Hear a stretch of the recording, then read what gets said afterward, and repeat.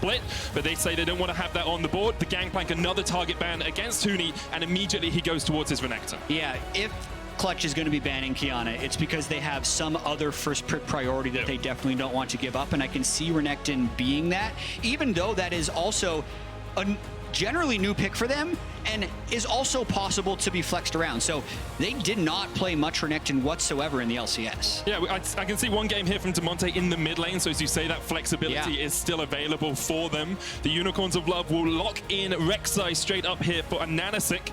I will keep trying to get the pronunciation of that name correct. For those viewers, it's spelled, you see it, it's AHaHaCiK or whatever, but it's no, it's an AHaHaCiK because the H's, as far as his in-game name, are meant to look like N's. They're uppercase in that sense. So this is about as far as I'm willing to go, is like, yeah, I'll pronounce it the way you want, man. You usually have to use the correct letters, please.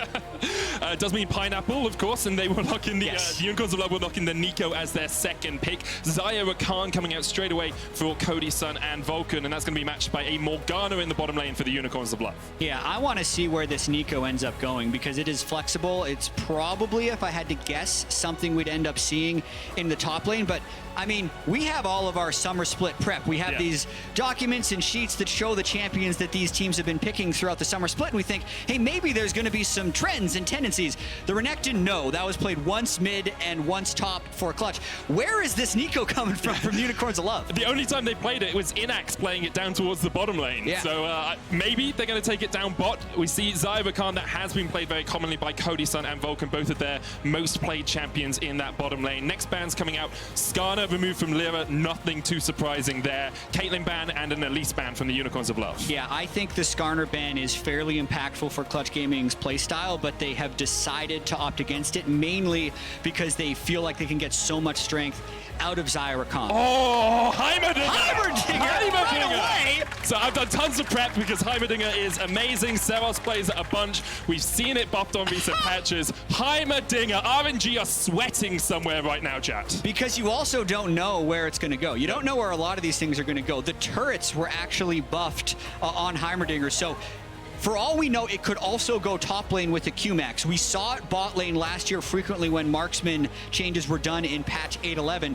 Or you could just throw it mid like Seros does on Detonation Focus Me. So there is so much going on. At least what I can say is the Ekko's going jungle. Yes, Ekko jungle.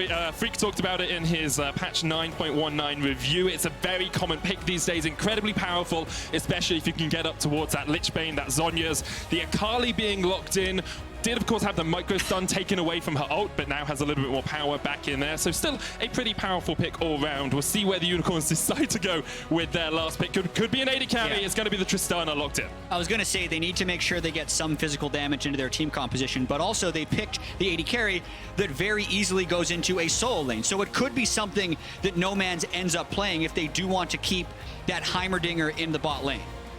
Oh, man. Definitely could be. They got into 20 seconds to lock in where things are going. The flexibility of both of these drafts, to a degree, of course, Renekton and Akali could swap around. The Ekko is likely to be jungle. I feel like this is it. Yeah? You think this is where things are going? Yeah, I don't think we're seeing any more swaps, so we'll have 7 seconds to decide if that's final. Okay, so if we think this is where things are going, we just saw a swap. The Renekton came towards mid lane. Jatt, you were baited by your own team. Oh. So let's have a look at it. Let's assess exactly how we think these two teams are going to play out here now that everything is locked into place. Whew. Well, we know that Unicorns of Love do like playing around their mid lane, and I don't see why they wouldn't want to do that with the Tristana, especially going up against a Renekton. If Damonte does want to play aggressively, that's a window for AHaHaCiK to start ganking on the Rek'Sai. We haven't seen Lira on the Ekko, but I don't think it will change his overall style, which is relatively actually conservative into the early game, and then he becomes more active towards early Drake or early Rift Herald. So I still expect mid priority from Unicorns of Love and Clutch Gaming to play towards their side lanes. We'll see if they are going to play the same way that they have done through the regular seasons. Both teams coming in to the play-in stage. Just about a lot of time to prepare. You know, LCS finished 4 or 5 weeks ago. The Unicorns of Love finished their finals a few weeks ago as well. And we've had scrim meta develop over that time. We've had 3 different patches develop over that time. And now it's time for both these teams, for both these regions, to prove their worth on the world stage. And Medic, I've been trying to talk to as many coaches and players as possible to get a read on what is going to happen in the world's meta. And one thing that I keep hearing is that so many teams have a different idea about what is best. Okay. Which I love to hear coming into a World Championship, especially when we have, if we look forward to group stage, teams actually boot camping in different regions. But I think we're seeing that right here. I mean, just the fact that UOL has decided to bring back heimerdinger bot lane when it has basically been non-existent from the 2019 meta is cool. It's incredibly cool. I think the amount of flexibility in draft and in where champions can go is a joy coming into the world season. You look at it, we've got Tristana mid lane. Like, when was the last time you saw consistent Tristana mid lane apart from 2019? Probably back in Season 2 when you could play her AP. And being able to give someone like Nomanz, who is the carry, really, for this Unicorns of Love team, a pick that can go in at level 2, that can go for these early fights, teaming it up with a jungler who can look for ganks at level 2, this could be a great start for the Unicorns. Yeah, and I like it when there is more fluidity between the lanes and you're not necessarily dictating a role. So part of the reason that heimerdinger can go bot lane is because there is still a marksman turret siege champion you can put elsewhere in Tristana. So it's not like these team compositions are incredibly lopsided in the things they prioritize. We have mixes of magic and 80 damage and it all in at level 1. Yeah, Innaxe has to flash away. The Ignite is ticking on him. Vulcan and Cody Sun doing a lot of work down towards that bottom lane. They do have an aggressive summoner advantage in the form that they have the heal over the teleport for Innaxe, so they can combat summoner is the word I was looking for there. And you can see already Cody Sun and Vulcan just trying to harass this heimerdinger down just a tad.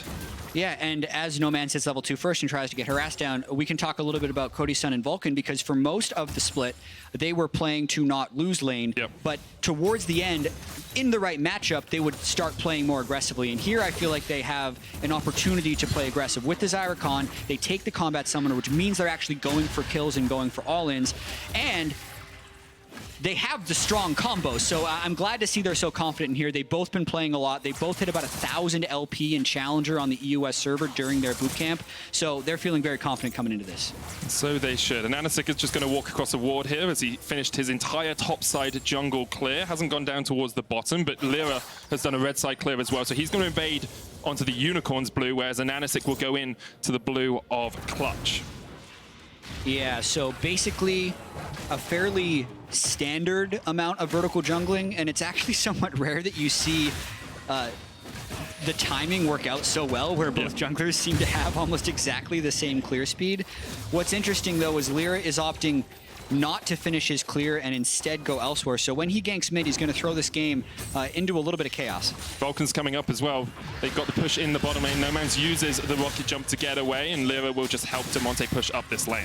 Yeah, this is one of the things I like most about Jungle Ekko as a selfish jungler, is after every single gank, you can just throw your Q at the wave. I'm just helping push. You're just helping pushing to create tempo, but in all seriousness, you actually do get tempo. So they pushed in mid. This means now when he goes to scuttle, he has mid lane help if he wants it. Yeah, Damonte's on his way across. The parallel convergence will not connect onto AHaHaCiK. Got no smite. Neither of them have smite actually, so. Boss has the ability to come down just a little bit earlier from top as he is pushed in Huni in that top lane. Edward uses the Black Shield. Oh, gets a lot of damage down from the Blade Caller. Innaxe trying to answer back. He's fallen just a little bit behind in CS as expected, having burnt that flash early on. About 6 to 7 behind, depending on where the wave is. Yeah, and the fact that UOL is getting pushed in is actually fairly bad for the heimerdinger. I feel like heimerdinger can excel as a laner when he has brush control, so you don't get to see the wind-up animations on his spells, making his grenade much less dodgeable. Of course, landing your spells perfectly on heimerdinger gives you all the damage and stuff, but here comes Lira once again. And AHaHaCiK stunned up Vulcan on his way, and AHaHaCiK's going to try and get away. Damonte here to help out. It's a 3v2 if Unicorns want to keep fighting this. The smite comes down. It looks like Nomanz will just be accepting of the fact he can't really trade too much more. Huni gets rooted up in the top lane, but not too much more going to happen in that trade. Yeah, so much to talk about early on because Lira is actually ganking so frequently. He's only 2 camps behind Rek'Sai, but they're coming back in bot lane. Nice stun. Yeah, good stun. Good stun. Not going to be able to get that. And I do like the amount that Vulcan is teaming up with Lira as well. They've used the fact that they're pushing in that bottom lane to get Vulcan roaming around and helping out his jungler, trying to get more control over some of these fights. And that is something we haven't really talked too much about, the Ekko jungle. Yeah. Going into matchups, like, are you looking for early skirmishes? Are you looking for more farming? Are you looking for big team fights later on? The reason I think we're going to see a lot of Ekko is because you can look for whatever you want to look for. Oh, it's the least sin of junglers. Yeah, his clear speed is respectable. It's not amazing. Okay. And once he hits level 3, you have so much control over the engagements. If you have double buffs and the other guy's low, you have so many things to chase him down. If you want to run away, your parallel convergence is an amazing thing that no one's willing to chase into because it's a 2-second plus stun duration. And then because you have a dash and a stun, your gank is potentially very strong. So I think there's a lot going for the jungle Ekko right now after he kind of got a breadcrumb trail of buffs over the last half year. A place the junglers haven't really spent too much time is towards that mid lane. And as we expected, Nomanz has a bit of a CS lead. You're playing ranged into melee. You've got the harass potential from the Tristana. Expect Damonte to lose a plate here. And we'll see exactly how Unicorns can actually utilize this mid lane advantage. Because it's something they did so well in their regular season, was taking Nomanz into side lanes, getting him towards team fights, and letting him just dominate a game. But against a team like Clutch, it's a lot harder to have one person carry an entire team. Yeah, but if you look at what's happening in the mid lane, it is where basically all of UOL's early advantage is located. So it's not like he can immediately turn on, but when he is level 6, Damonte has to respect that. And oftentimes, if you are going to be picking a Renekton mid lane, you're trying to gank that lane and play around at least some type of the early CC combo. And there's just been none of that from Lira and Clutch Gaming. So not necessarily what you would expect from Damonte, but we'll see. The game is still young. Definitely is. Damonte trying to get some vision here as he goes down towards the bottom lane. Cody Sun and Vulcan have been pushed under their tower. Remember, they have no teleport there, so it's a lot harder for them to get back into the lane. Very aggressive jungle pathing, and it's actually completely unspotted by Clutch so far. Lira's coming in with the parallel convergence, but AHaHaCiK's already taken away that red. Now, Lira, I wonder if he knows. He clears out the ward, and then I think he just expects that AHaHaCiK has taken away the red. Yeah, and then he's not willing to chase into Fog of War against a guy who just stole his red, so that's all right. Oh, here comes Huni. Pop Blossom coming out. Huni getting some damage down, has to use the perfect execution to get away, but ends up just being about half health for half health trade in that top lane. Both the top laners still have teleport. Neither jungler really wanted to prioritize the Cloud Drake early on, but with 2.5 minutes before the Rift Herald spawns, I'm pretty sure I know where Clutch Gaming are going to be looking soon. Yeah, they absolutely specialize in Rift Herald fights. In the regular season, they got Rift Herald in about 90% of their games, but they're already moving quick to topside. Lira again trying to gank, knowing the ult's down. Boss uses the shape splitter. Huni trying to get the damage down, but Boss flashes away. Lira with the first blood, and AHaHaCiK going in. Void Seeker chases him down, and Huni can't get away. And now Lira's trapped. Stuck, and with the rest of the Unicorns coming in, Lira trying to get away, but he's not yet level 6. Nomanz jumps forward. That's 2 for the Unicorns.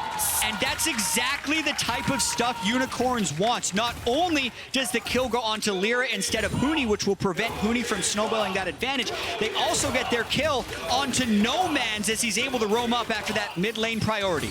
You can see just accelerating the gold on the side of Unicorns, but what Clutch Gaming did do well is get these plates in the bottom lane, keep the tower pressured on, and it means actually in terms of gold across the teams, it's pretty much even between these two teams coming up towards that 9-minute mark. Yeah, so this will be really curious, Medic, whether or not Clutch Gaming rotates to Rift Herald in this instance. Because when they're not playing to win bottom lane, you can see it. But if they're dominating and taking turret plates, that could be a reason to stay there and go after Rift Herald. Watching this gank one more time, they don't get the stun onto Boss, but they do manage to get the kill as Huni tanks turret. But because Huni was tanking turret, it gets him into kill range and conveniently also gets Rek'Sai in behind Ekko. And I really do like how they stop damage and allow Nomanz to pick up that kill. And Lira not yet level 6. Remember, he didn't get his red buff down towards that bottom side. That's going to be some experience he lost out in the jungle. I'm not saying that single camp was everything that made that play possible, but it definitely helped for the side of Unicorns. And now, as you said, Jatt, you have a big Nomanz in the middle lane. Press the attack Tristana already at the Bilgewater Cutlass. It's going to be very strong as we get towards the mid-game. Still only 10 minutes in, though, and we seem to still be in the laning phase. Clutch have decided not yet to swap their bot lane up towards top, but perhaps this is the opportunity. This is the normal recall timing. You're going to see Vulcan leave early. Oftentimes, Clutch would do this. Vulcan would roam up, and Cody Sun would have teleport, so he'd walk bottom, and if there was a fight, he'd teleport up. Now the fact that they don't have teleport means they actually have to seed the bottom lane if they decide to do this, and based on the early pathing, it looks like they're going to do this, and then probably try and take plates top lane after the fact, trying to kind of attack AHaHaCiK right here. But the fight, if matched by UOL, could very well go in their favor. This could dictate maybe even the rest of the game if there's a big fight. That's the question. How close will this fight be? Reptile picked up. Sorry, Scutler picked up, and AHaHaCiK quite low. Damonte going in. Nomanz having to jump away. Lira's down to about 300 HP, but he's still got the jump back. Here comes Huni in from the side, trying to take down that Rek'Sai. The rest of the Unicorns are on their way. Boss still pushing in top. Huni going forward. Can't quite catch onto the Rek'Sai. And now he's over the wall by himself. Boss going in. Huni no flash. Innaxe and Edward on their way. The Rift Herald has been started here by Clutch. Huni caught out the pop blossom. It's actually Innaxe who takes the kill. Rift Herald still the target here for Clutch. They always invest into this objective, but sometimes it can cost them a huge amount, and it seems to have been their bane this game. No, I think that was a huge mistake by Huni to R over that wall, giving over the kill, because essentially Clutch Gaming did have a temporary 5v4 where they pushed Unicorns off of that objective, but because Huni basically jumps over the wall to donate a kill, it means UOL gain control over the situation and pick up a kill. And there are some times when you can say a team's predictable playstyle is beneficial to them. They know exactly how they're going to do every step of the game. They've done it so many times over. But if we can predict Clutch going for the swap, Unicorns are going to have predicted it and prepared for it, and you could see that there.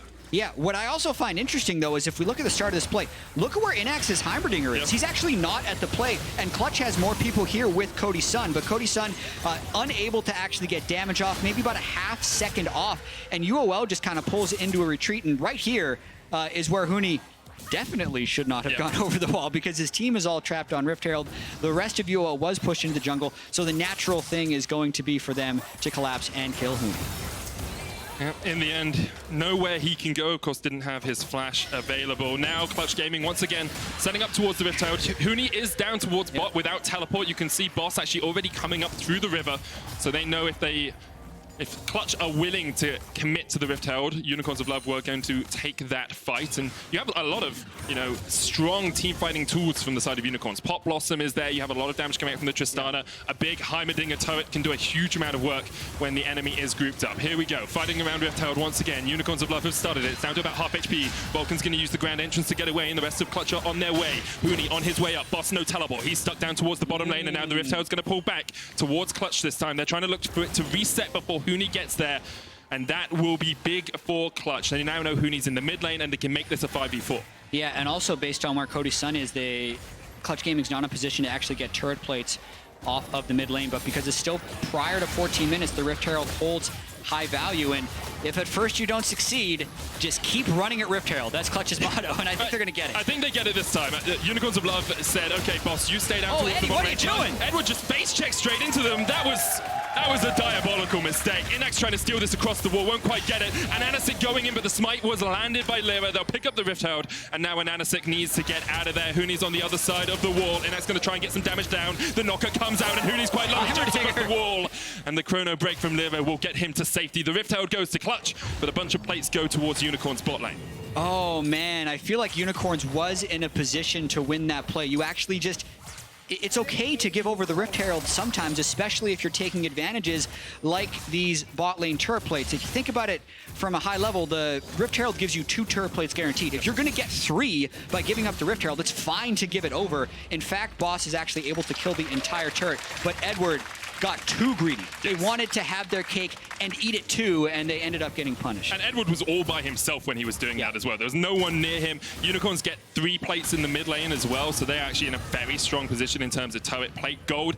And now that the plating has fallen and the Rift Herald hasn't been used, that becomes more of a tool just to open up a tower, get some more awareness on the map, rather than to get any of those plates. Yeah, so a much lower value Rift Herald overall. And even though there was the mistake by Edward and the mistake by Huni, this is a comfortable place to be in the game for the Unicorns of Love. If you go before the game and say at 50 minutes, what's it going to be, plus 2K gold to UOL, you're going to take that. Yeah, you'd say that every day of the week.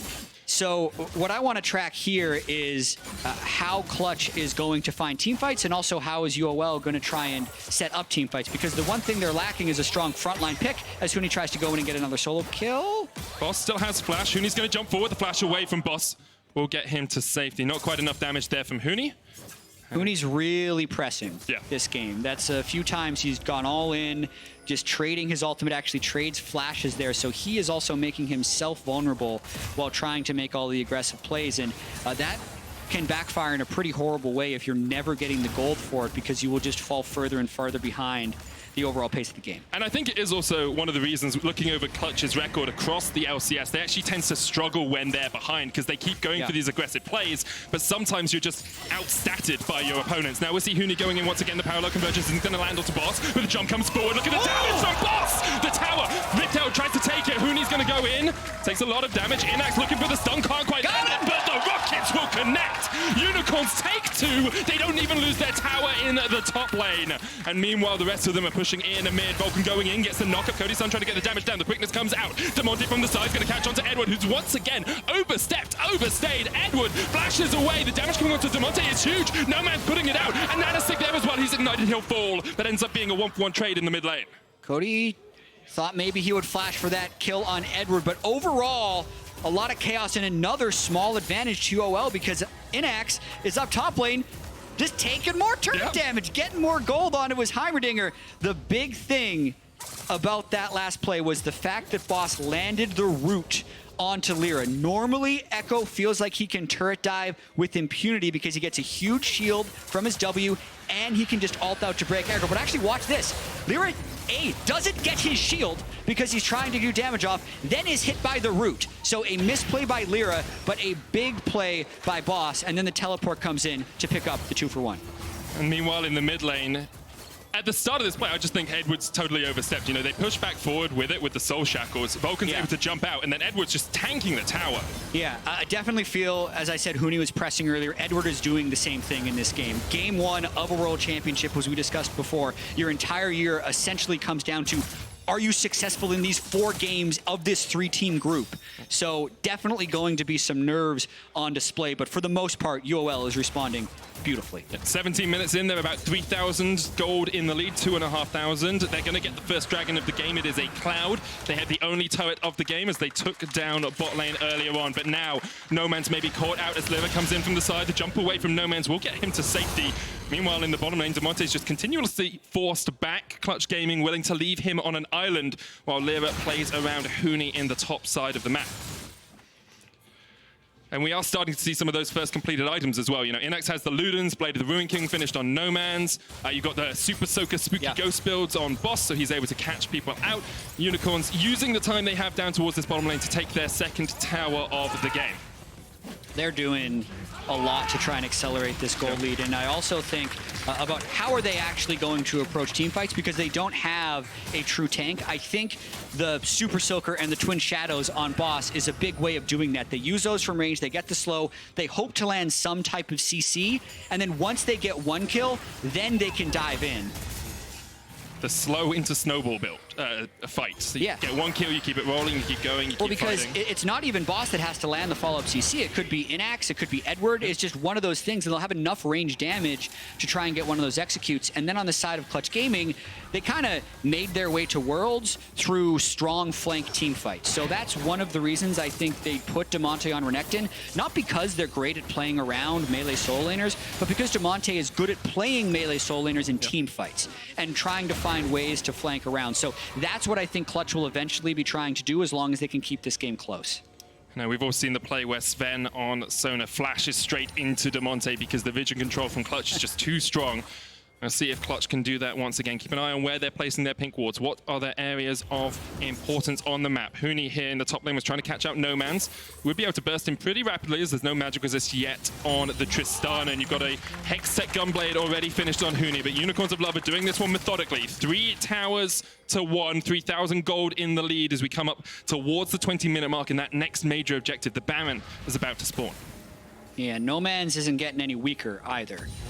Another thing I want to track is how Innaxe manages this heimerdinger in team fights, because I remember back in 2018, after NA just got demolished by some Rift Rivals heimerdinger, everyone had to try to learn how to play heimerdinger, right? All these AD carries just started spamming it, and even though they could play it in lane and kind of get the combos down where if you land your stun as it's in the air, you try and put your turret down to get the beam, the hardest thing for these guys to do was late game team fight with heimerdinger.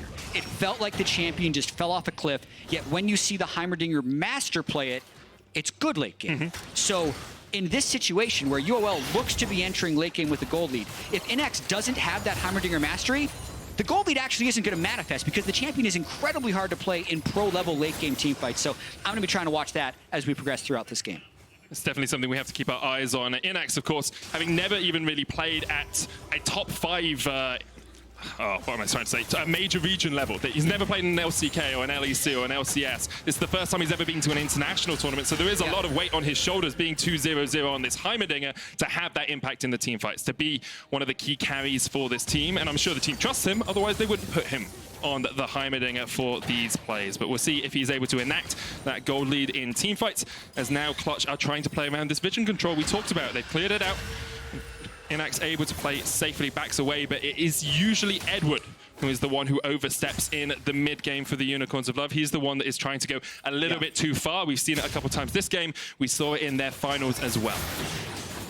Yeah, and now Clutch Gaming is in a more traditional game setup where you have your marksman in the mid lane, your solo laners in the sides, but there's still so much threat coming out from Unicorns, and AHaHaCiK is actually the guy who can make these fights happen. Yeah, Vulcan knocked up, will jump away, and AHaHaCiK's just trying to get a bit of harass down. Really, Unicorns want to open up the mid lane tower so you can get some more of that deep vision. You can already see they've littered towards in the red side jungle of Clutch, and Lira's now coming across to try and catch out Boss. But Huni is protected in the top side on the Akali.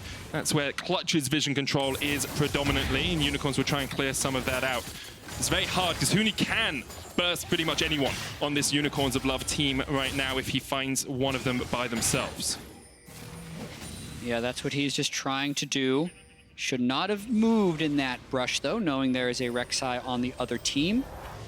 Unicorns was able to see him in that brush, and I think this Mountain Drake that comes up in about 15 seconds is of very high importance with the small lead Unicorns has and with how fast a heimerdinger team can take that Baron.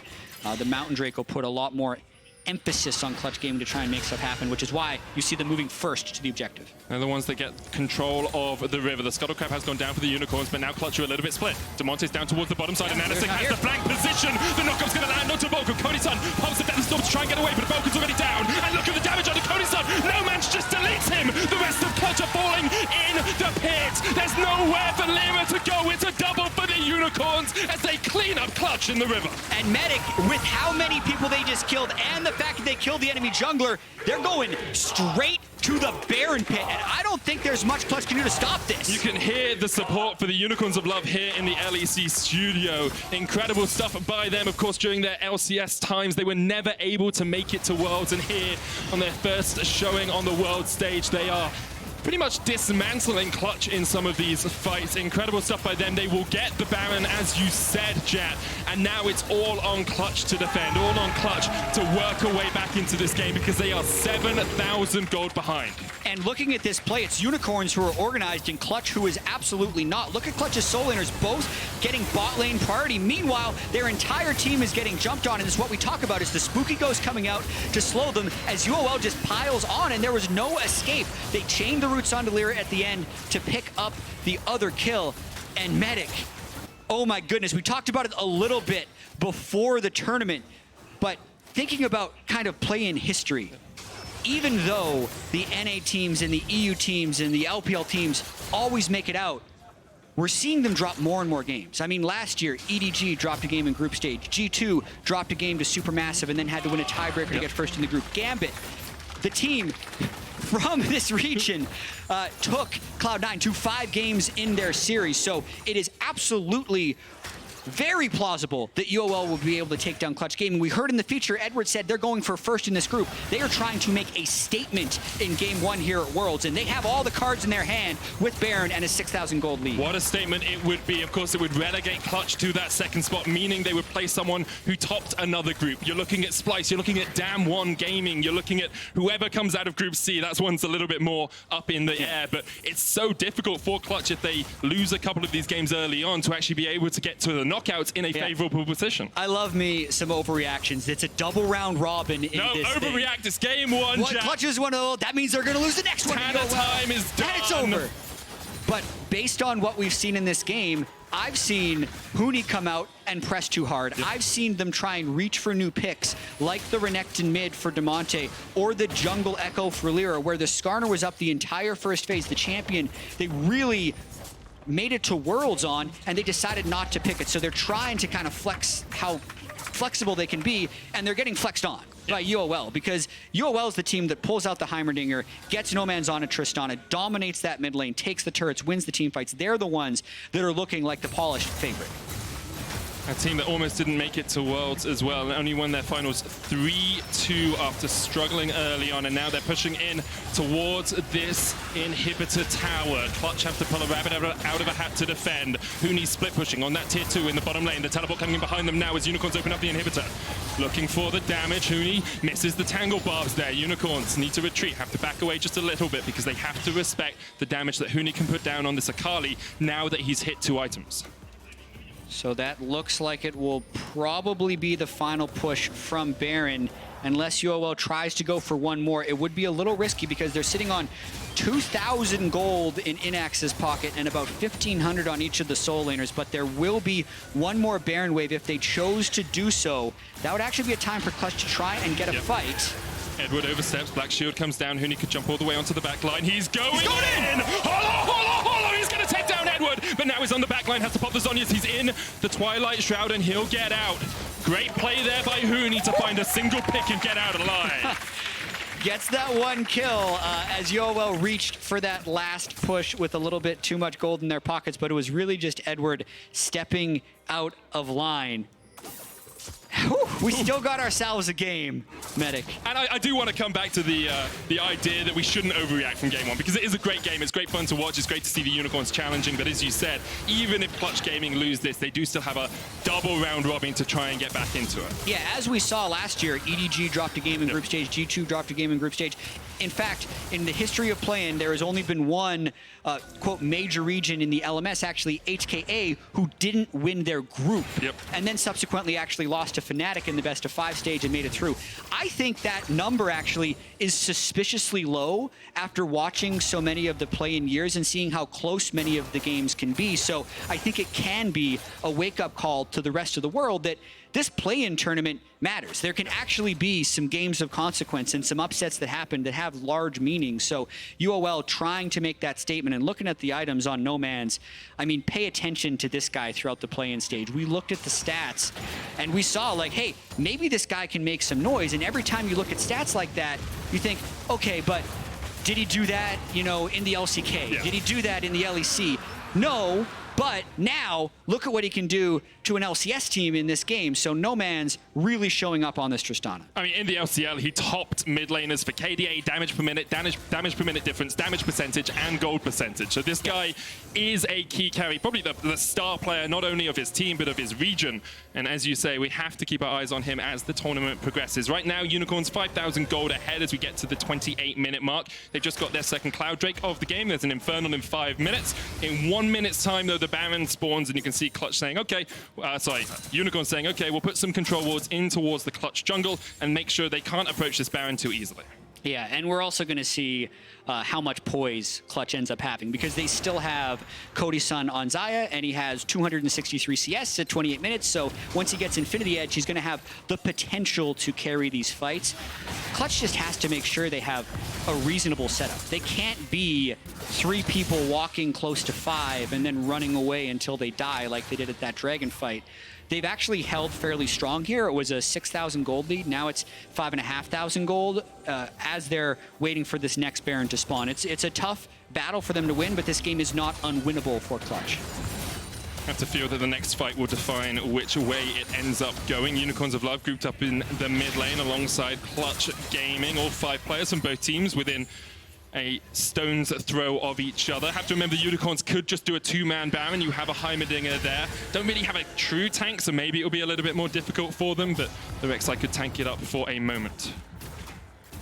Yeah, no vision for Clutch, but if you look at their trinket setup, they are still saving the blue trinket on Cody Sun, so they have numerous ways to check. And I think they're still playing over mid priority right now, so you have to look at the side lanes in this sort of situation as well. You can actually see the Clutch Gaming inhibitor has started to be hit here by some of the Unicorns of Love's minions in that top lane. Bot lane is pushing in favor of Clutch, but that's going to take a while before it gets to the inhibitor tower. So at some point, the question does come up whether Clutch will send someone to deal with that bot wave, top wave. Yeah, I think as soon as Renekton shows, we're going to see the Twin Shadows come out, as the Twin Shadows actually came out a little bit early, so I think that's a missed opportunity. Since Damonte's potentially going to have to show, unless they go for a fight very soon. Heimerdinger's just started up the Baron. He put down an upgraded turret. He's just going to try and do it. This is something that you need to know how to play Heimerdinger to do. Yeah, and Clutch are backing away.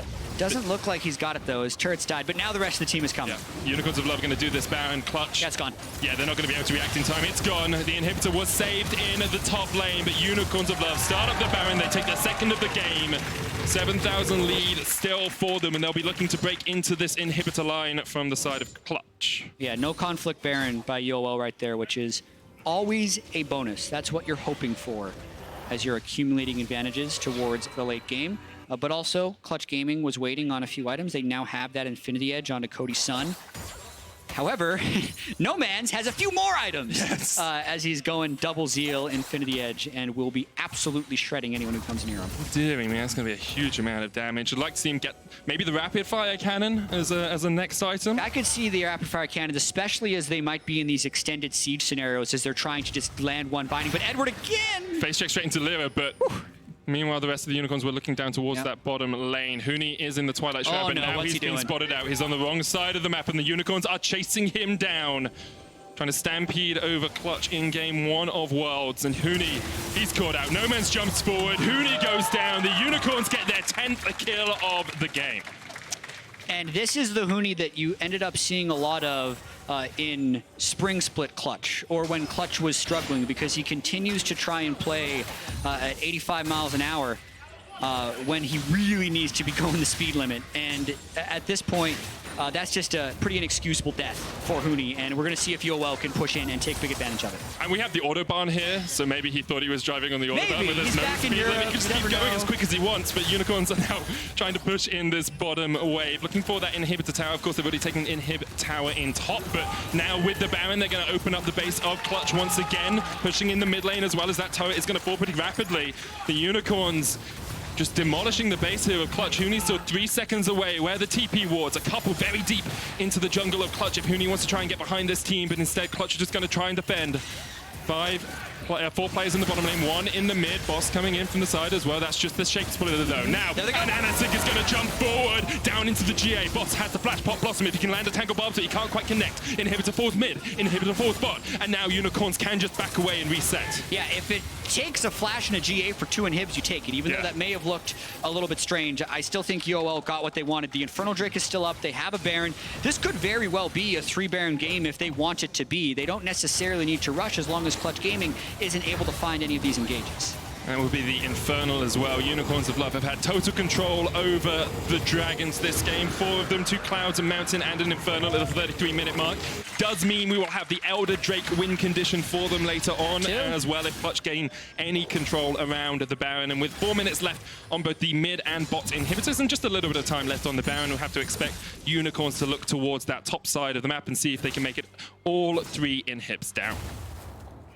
Yeah, there will likely be a small lull in the game right here unless UOL can get a pick. If they do turn it into a 4v5 situation, I could see them pushing to end, but for now, they're going to use the 2 waves of super minions in order to get that 3rd inhib, because they're going to wait for Clutch Gaming, Damonte, or Huni to have to go and deal with a side wave, and then just kind of slowly push up with 5. UOL, as we kind of mentioned before, don't have a tank or that like really reliable initiation. They just have good poke. So they're just going to sit at arm's reach and keep pushing Clutch back so that they can get objectives.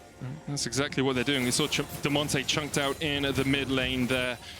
Unicorns of Love, they don't really need the minion wave to be here for them to go towards this inhibitor, but they want those supers in mid and in bot, as you said, Jatt, to be pushing in so that Clutch have to react. Clutch on their last legs, but I've seen them like this in the regional qualifiers versus TSM, where they kept fighting until the very last.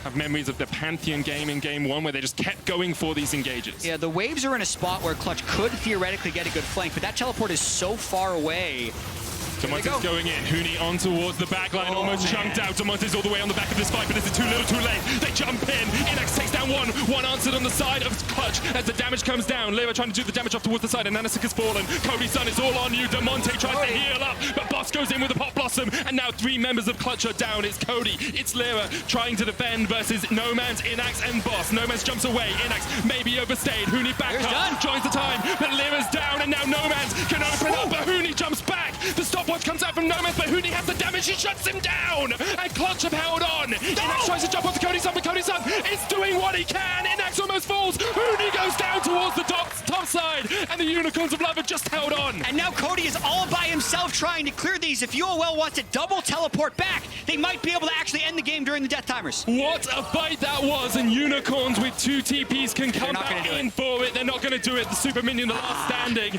Vulcan's back up, and Clutch show us just how clutch they can be in some of these moments. They hold on, but they do lose inhibitor number 3, which means there will be, for a brief period of time, 2 super minions spawning in each wave. Watching this initiation happen one more time, Huni's just trying to buy time. He actually doesn't end up getting much done, and the initiation comes in a little bit late, but because they so quickly burst down Edward and Rek'Sai, they buy enough time with a stopwatch, and here's where the fight ends up getting very interesting, because it's all about buying time with your stopwatch when you don't have tanks to try and make this fight happen. But because Lira comes in with his parallel convergence, it splits Innaxe from the rest of the team, and it's really Nomanz who salvages a lot of this fight, because he ends up saving Innaxe's life, but it ends up costing his own life because of the way Huni played it, and some very clutch flashes come in on the backside. Huni missed his E on Boss, which would have actually been, if that E lands, I think Clutch ends up acing UOL, because then they'd be able to 2v1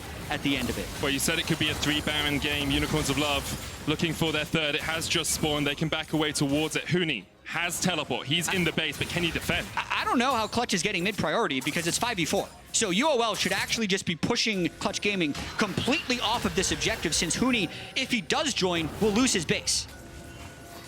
At the moment, Unicorn's playing it just a little bit safer, but as you say, there's double super minions pushing in the side lanes. It can be very hard for Huni to deal with all 3 waves at once. I feel like this is a bluff by Clutch Gaming. They should not be here, because it will be 5v4. Nomanz gets a little bit of damage onto Vulcan. Jumps forward, looking for it. Vulcan has to jump away. Buster shot, not quite enough. He gets kick, but he pops the stopwatch and he manages to survive. Meanwhile, in the mid lane, Damonte has been chucked out by the Unicorns. And you have to feel that's it. You have to feel it's done. Unicorns now don't even need the Baron. They can just push in with the super minions. I think that is what should happen when you're 4-man up in the base and your Akali's in base dealing with all the super minions. So now it'll be 5v4 into the base as UOL tries to win the game. We'll see if Unicorns are able to close it out here. The Pop Blossom comes out from Boss. Huni jumping onto Nomanz. Quickness comes out as well, but Nomanz is able to get away in time, and AHaHaCiK down into the GA. Cody. And that is the kill. Innaxe taking down Lira. And AHaHaCiK rooted up. Cody Sun still trying to get the damage in here on the Xayah, but unable to find the connections. The mid lane inhibitors respawned. Bot lane's respawned as well. But the Unicorns of Love can just push in. Now it's a 5v3. Clutch Gaming trying to hold on to some semblance of the game, but the Nexus Towers are the target, and Unicorns will start Worlds off with a bang as they take down Clutch Gaming. And welcome to Worlds. Clutch Gaming, the Pool 1 team in this group, falls to Unicorns, who have 3 members of the Vega Squadron team who went 5-1 in the MSI play-in group. So not a team to be taken for granted or looked past. And Clutch Gaming will have to bounce back from this one. Need a big turnaround from Clutch. They do still have time, as we said. Game 1, they seem to experiment just a little bit with the Renekton pick. Seem to have just a few things that weren't conventional for Clutch, and they have their double round robin. They've got time to bounce back and to really challenge, but great credit to the Unicorns, who, with a couple of mistakes, were still able to get over the line in the end. I think Edward was a little hyphy in this series. He's always kind of stepping forward, wanting to land that Dark Binding, since a lot of their team composition did revolve around getting picks. But for the most part, when we saw these guys match up, they were able to handily win the mid lane. Huni was unable to push an advantage onto Boss's Neeko in the top lane with his Akali, and even though Cody Sun and Vulcan got flash level 1, we're also unable to break through any type of meaningful advantage onto UOL. So at the end of the day, it was UOL's teamwork that ended up winning them the game. And it's a track record that continues to seem to be true here for the LCL representatives. LCL is actually 5-3 over NA at international events across the last 8 times they've played. So Yeah. I was a little bit surprised by the fact that they have this. Even looking back to the last positive World record, I'll be Championship, honest. yes, Cloud9 did beat Gambit in the best of 5, Yeah. 3-2. Yeah. So you add this one, it would be 3-3. I can see where that number's coming from. We're actually going to have another look back at one of the Dragon fights that led to Unicorn's first Baron in that game. And AHaHaCiK is the guy we want to watch in this great flank position. Yeah, so he gets a lot of vision onto the rest of Clutch Gaming, and the big thing to note here is that Renekton and Ekko were not there. This is where the game ended up breaking wide open, but he ends up getting... Vulcan does not let him engage at all, and then I think the big thing is Nomanz is able to basically assassinate Cody Sun on the back end of that fight. That gave him the Mountain Drake, that gave him the Baron, that gave him the 6k gold lead, which they never relinquished the rest of the game. And it was interesting because we've been praising Clutch so much for their flank positioning and their vision control in flanks, and it was actually Unicorns who were able to get the flank position off there, making sure they won at the fight. You've got a big oof there, Jatt. What's your big oof? Too early for Tanner time. That's what I have to say. He maybe the time zone adjustment. Give it 8 hours or so. Something is wrong with Tanner time. Least damage in the game. Yeah. Rakan ends up out-damaging Damonte's Renekton in this one. I was really hoping to get a Tanner time call as well, because it's one of the big moments as a play-by-play caster where you get to be like, Jatt, check your watch, it's Tanner time. Yeah. It's amazing, but I'm sure he'll And then I told you, fit in, time belongs to Nomanz. Nomanz, yes. But I guess... I really want to use, he's in it's kind of tacky. He's in no man's land. Yeah. Yeah, he is.